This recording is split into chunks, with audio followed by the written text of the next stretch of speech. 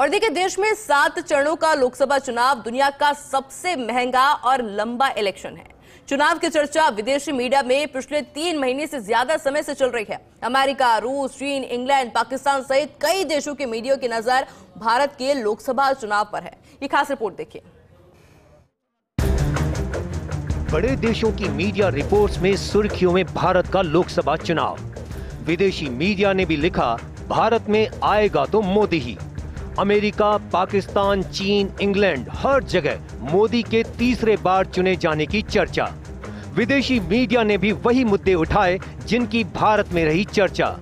मुसलमानों की धार्मिक स्वतंत्रता को लेकर उठे सवाल बाद में हटे पीछे। ब्रिटिश अखबार द गार्डियन ने लिखा, दशकों बाद भारत में ऐसा चुनाव है जिसका रिजल्ट सबको पता। न्यूयॉर्क टाइम्स ने धार्मिक स्वतंत्रता को लेकर उठाए सवाल, लेकिन अमेरिकी मंत्रालय ने किया खारिज। दुनिया का सबसे बड़ा लोकतंत्र उत्सव विदेशी मीडिया में भी छाया रहा।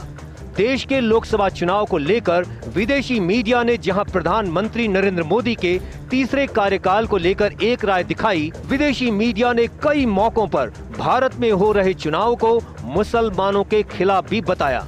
लेकिन मीडिया रिपोर्ट्स का उसी देश की सरकार ने खंडन किया।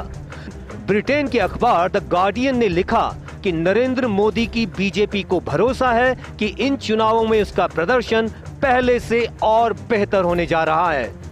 अखबार ने आगे लिखा कि चुनावी विश्लेषक कह रहे हैं कि दशकों बाद भारत में ऐसा चुनाव हो रहा है जिसके परिणामों का अंदाजा सबको है।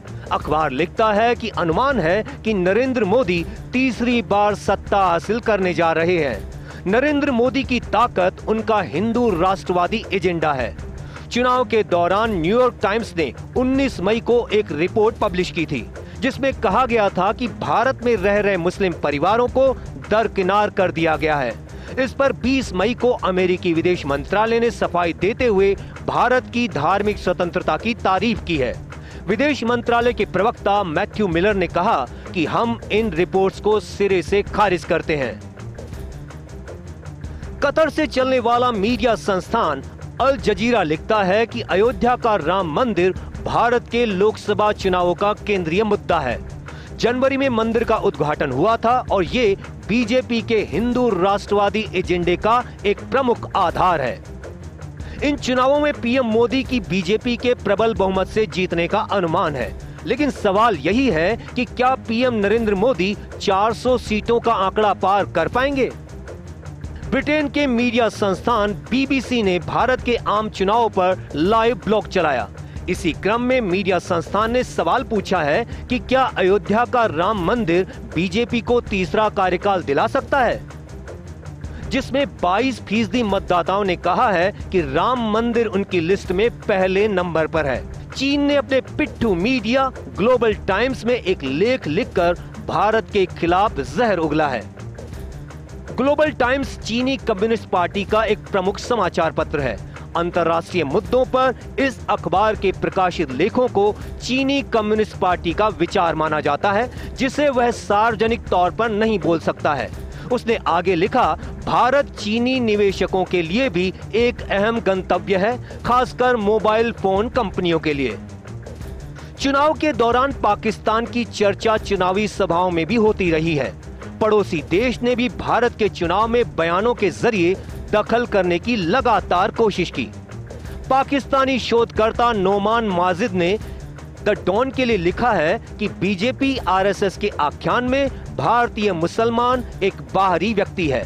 रूसी सरकार के स्वामित्व वाले समाचार नेटवर्क आरटी न्यूज के जरिए चुनाव के दौरान रूस ने अमेरिका पर जुबानी हमला बोला। विदेश मंत्रालय की प्रवक्ता मारिया जखारोवा ने कहा कि वॉशिंगटन का उद्देश्य भारत में आंतरिक राजनीतिक स्थिति को असंतुलित करना और आम चुनावों को जटिल बनाना है।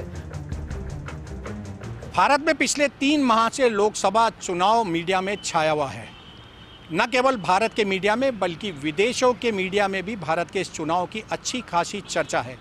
इसका कारण विदेशों में लगातार बढ़ती भारत की साख और वर्चस्व है। विदेशों में रहने वाले नागरिकों के अलावा वहां की सरकार का इंटरेस्ट भी इस बात में है कि आखिर भारत में किसकी सरकार बनने जा रही है। विदेशी मीडिया में छपी खबरों को देखें तो उन खबरों में सबसे ज़्यादा चर्चा प्रधानमंत्री नरेंद्र मोदी के तीसरे चुनावी कार्यकाल की रही, यानी कि प्रधानमंत्री नरेंद्र मोदी को तीसरी बार भारत की बागडोर मिलने वाली है। इसको लेकर सबसे ज़्यादा आर्टिकल प्रकाशित किए गए। वहीं दूसरी तरफ चीन और पाकिस्तान ने भारत की इस लोकतंत्री परोख को लेकर कड़ी टिप्पणियां करी, तो अमेरिका के दखल को लेकर रशिया ने भी अपना वर्चस्व दिखाया। फर्स्ट इंडिया न्यूज़ के लिए पंकज सोनी।